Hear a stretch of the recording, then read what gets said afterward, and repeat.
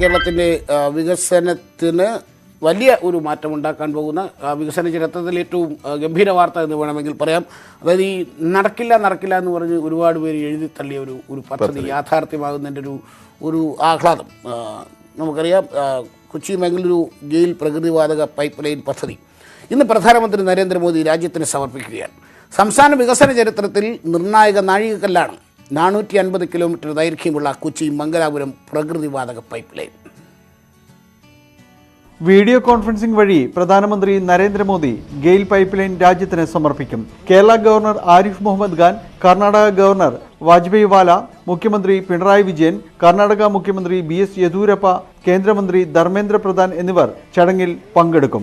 പ്രധാന സ്റ്റേഷനായ കൂറ്റനാട് നിന്നാണ് മംഗളൂരുവിലേക്ക് 354 kilometre pipe line ആരംഭിക്കുന്നത്. കൊച്ചിയിൽ നിന്ന് തൃശൂർ വഴി പാലക്കാട് കുട്ടനാട് വരെയുള്ള പൈപ്പ് ലൈൻ 2019 ജൂണിലാണ് കമ്മീഷൻ ചെയ്തിരുന്നത്. 450 കിലോമീറ്റർ ദൈർഘ്യമുള്ള പൈപ്പ് ലൈൻ കൊച്ചിയിലെ LNG റീഗ്യാസിഫിക്കേഷൻ ടെർമിനലിൽ നിന്ന് വാതകം മംഗലാപുരത്തെത്തിക്കും. 3000 കോടി രൂപ ചെലവ് വരുന്ന പദ്ധതി പരിസ്ഥിതി സൗഹൃദമാണ്. ഒപ്പം കുറഞ്ഞ ചെലവിൽ പ്രകൃതിവാതകം വീടുകൾക്കും വ്യവസായങ്ങൾക്കും എത്തിക്കുകയും ചെയ്യുന്നതാണ് ഗെയിൽ പൈപ്പ് ലൈൻ. ഇത് ഒരു ഗ്രീൻ ഫ്യൂവലാണ്.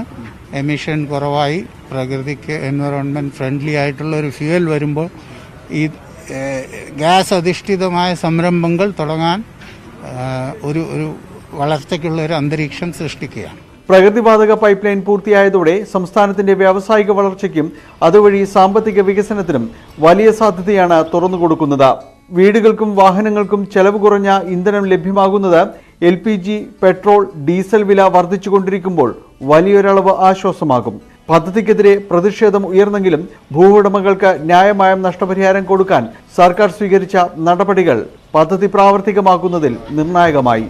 ഒടുവിൽ ഗെയിൽ പൈപ്പ് ലൈൻ പദ്ധതി എന്ന സ്വപ്നം പൂർത്തിയാകുകയാണ്. നിരവധി പ്രതിഷേധങ്ങൾ ഉയർന്നുവെങ്കിലും അതിനെയെല്ലാം വകഞ്ഞു മാറ്റിക്കൊണ്ട് തന്നെ പദ്ധതി പൂർത്തിയാക്കുന്നു. ഇവിടെ സർക്കാരിൻ്റെ ഇച്ഛാശക്തി കൂടി അടയാളപ്പെടുത്തുകയാണ്.